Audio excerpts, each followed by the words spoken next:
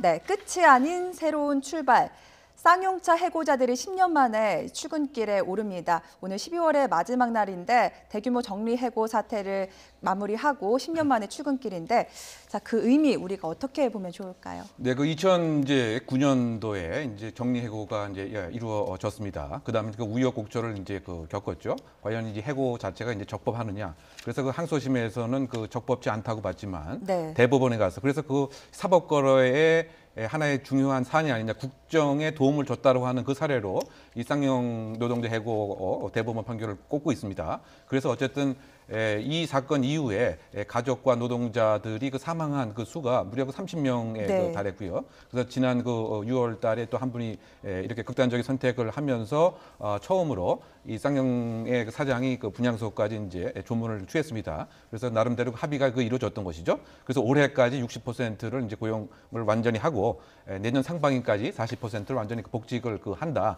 그런 차원에서 지금까지 여러 가지 이제 그 쌍용 노동자라고 하는 사회적 낙인에 있어서 상당히 경제적인 생활도 어렵고 사회적인 네. 생활도 어려웠던 것에 일단은 출근했다라고 하는 것은 그와 같은 이른바 그 노조 탄압 또는 그 너무 과도한 공권력의 사용 이런 것을 어느 정도 정리하고 새로운 노사 관계 내지 입었던 여러 가지 외상에 대한 특히 정신적인 외상에 대한 회복이라고 하는 차원에서 의미가 있는 것을 해석을 해야 되지 않나 생각됩니다. 네, 2009년에 구조조정이 있었고 거의 9년, 10년 만인데 이건 거의 우여곡절을 많이 겪었다고 볼 수가 있는데 어떤 그간의 과정에 있었는지 좀 짚어주시죠. 일단 말씀하신 2009년도에 처음에 이제 정리해고 자체가 2,000여 명이 2,600여 명이 구조조정을 당했거든요. 그중에는 1,600명은 희망퇴직, 나머지는 정리해고라고 했는데 거의 30%가 40% 가까운 인원이었죠. 네. 그것이 정당하느냐를 놓고 그야말로 대대적인 어떤 파업을 벌였습니다. 파업은 벌였는데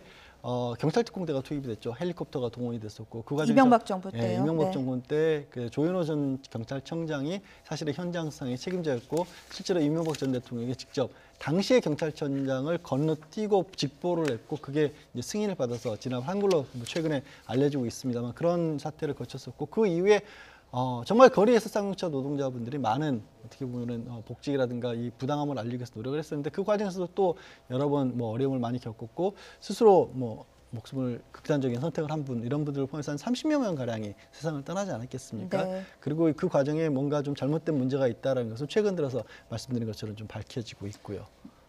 네, 오래 걸렸습니다. 지난 9월에 해고 노동자들의 복직에 노사가 합의하게 됐는데요.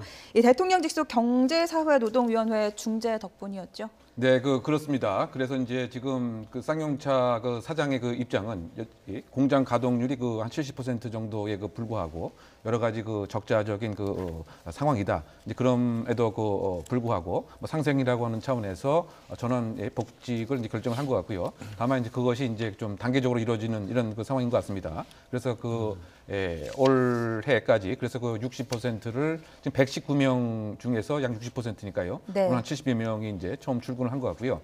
내년 상반기 중에 나머지 한 40여 명을 보직을 이제 발령을 낼 것이다. 이와 같이 소위 말해서 법으로는 결국은 이제 한계가 있기 때문에 네. 쌍용차의 대승적 차원에서의 복직이 이루어진 것이 아닌가 생각이 됩니다. 네, 이렇게 오늘 몇몇의 해고 노동자들이 복직을 하지만 아직 풀어야 할 과제들이 많이 남아 있습니다.